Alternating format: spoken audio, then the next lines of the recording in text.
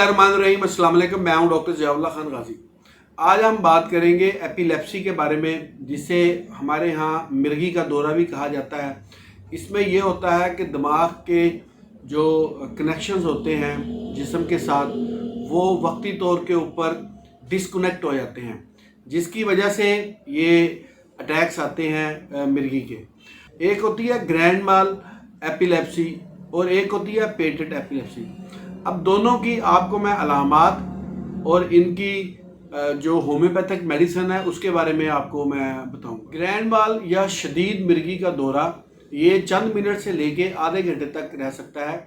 इसमें मरीज़ का जो ब्लड प्रेशर है वो बहुत लो हो जाता है और ये इतना शदीद अटैक होता है, इससे मरीज़ का जिस्म जो होता है गैर अरादी तौर पे ज़मीन के ऊपर जहाँ भी खड़ा है, जिधर भी है, उसी वक्त वो गिर जाता है। उसकी वजह से बहुत से मरीज़ों को ये अटैक होने के बाद बहुत सी चोटें भी लगती हैं और नुकसानात भी सामना करना पड़ता है। तो जो शदीद एपिलेप्सी का अटैक है, इसके अंदर मरीज़ की आंखें ऊपर की तरफ चली जाती हैं, मुंह से झाग आना शुरू हो जाता है और मरीज़ अपने होशो आवाज़ खो देता है। और समटाइम्स ये भी देखा गया है कि जो ये शदीद मिर्गी का अटैक है, इस हालत के अंदर मरीज़ दूसरे को कत्ल करने के लिए भी हमला करता है और इस हद तक वो चूँकि सारे उसके जो सेंसर्स हैं काम करना बंद कर देते हैं, तो ये कत्ल तक कर गुजरता है। इसके अंदर मरीज़ के दिल की धड़कन बहुत तेज़ हो जाती है, ज़बान के ऊपर कट लग जाता है। बाज़ का ज़बान अगर दांतों के नीचे आ जाए तो शदीद दबाव की वजह से ज़बान के ऊपर कट के निशान बन जाते हैं। मुंह से झाग वगैरह बहुत ज़्यादा बहती है और बाज़ मरीज़ का यानी कि यूरिन और उसका स्टूल जो है वो ऊपर ही खारिज हो जाता है, यानी कपड़ों में उसे इसकी खबर नहीं होती कि वो गैर इरादी तौर पर ये दोनों चीज़ें उसकी एग्जॉस्ट हो जाती हैं, जिसकी वजह से मरीज़ तड़पने लग जाता है और जिस्म उसका नीला हो जाता है। ये सारे अटैक्स शदीद एपिलेप्सी के अटैक के अंदर आते हैं। अब हम पेटेंट एपिलेप्सी के बारे में बात कर लेते हैं। इसके अंदर मरीज़ को मुंह से झाग वगैरह तो नहीं निकलती, बाज़ का ये सोते वक्त भी दौरा पड़ता है, लेकिन नहीं पता चलता कि इसको ये मरीज़ को दौरा पड़ा है।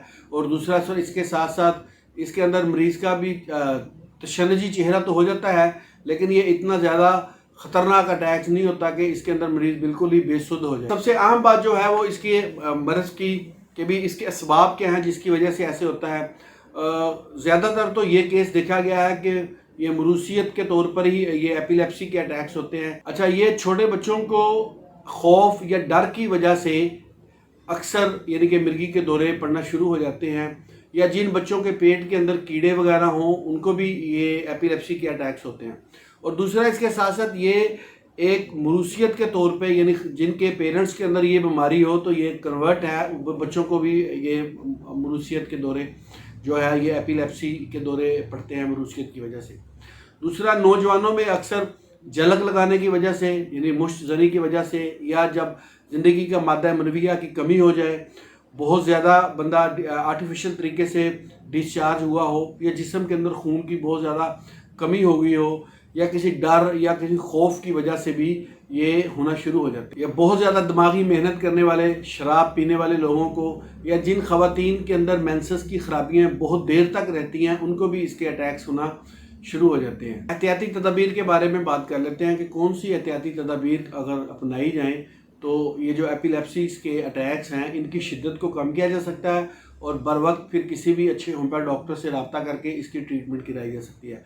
आज मैं आपको इसके इलाज के बारे में भी कुछ अद्वियात के बारे में बताऊंगा जो इंतहाई अहम है। अच्छा, अब एहतियाती तदाबीर में ये है कि अगर किसी भी मरीज़ को ऐसे अटैक्स हों, मरीज़ को ताज़ा और खुली हवा के अंदर आप रखें। इसके अलावा उसका सर जो है ऊंचा कर दें, नीचे को तकिया वगैरह रख दें, उसके जो गिरेबान के बटन हैं उसको आप खोल दें और अमाइल नाइट्रेट जो है वो मरीज़ को सुंघाएं। ये बहुत ज़रूरी है, इससे फौरी तौर पे ये जो अटैक्स है इसकी शिद्दत बड़ी हद तक कम हो जाती है। अगर मरीज़ कोई नशा वगैरह करता है, मिसाल के तौर पे कोई तंबाकू नशी वगैरह करता है, तो आप उसको फौरी तौर पे बंद करवा दें और उसको मरीज़ को कॉन्स्टिपेशन यानी कब्ज़ वगैरह का मर्ज़ नहीं होना चाहिए। ये इसकी एहतियाती तदाबीर हैं। और इसके साथ साथ मरीज़ को ख़वातीन के अंदर इसी तरह अगर मेंसेस की ख़राबियाँ वगैरह हैं तो उसको उसका बाकायदा ट्रीटमेंट करवाना चाहिए। और गर्म अशिया और ऐसी चीज़ें बिल्कुल आप इस्तेमाल ना करने दें जिनकी वजह से उनका स्टमक वगैरह ख़राब हो जाए। तो ये चंद एक एहतियाती तदाबीर हैं, इनके ऊपर अगर अमल किया जाए तो ये जो इसके अटैक्स हैं ये कम से कम होना शुरू हो जाते हैं। उसके बाद आप किसी भी होम्योपैथ डॉक्टर से रब्ता करके इसकी मेडिसिन के बारे में पूछ सकते हैं। तो सबसे पहले आज मैं आपको जो होम्योपैथिक इलाज के बारे में बताऊंगा। सबसे पहली दवाई जो इसके अंदर इस्तेमाल की जाती है वो है बेलाडोना। इसके अंदर आँखों के अंदर सुर्खी होती है, चेहरा सुर्ख हो जाता है और आँखों की पुतलियाँ जो हैं वो फैल जाती हैं। अगर ऐसी अलामात हों तो आप बेलाडोना को 30 के अंदर इस्तेमाल करें।